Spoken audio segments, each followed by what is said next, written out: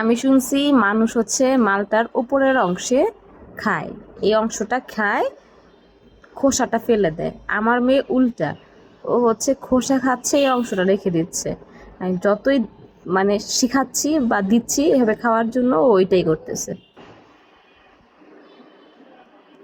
দেখেন আমি একটু ধরলে কেমন করে।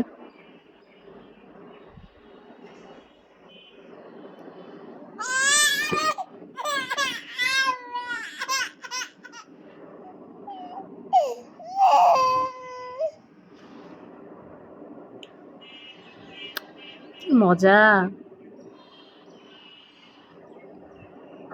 খোসা খায় না রে বাবা, কি শান্তিতে সে খোসা খাইতেছে।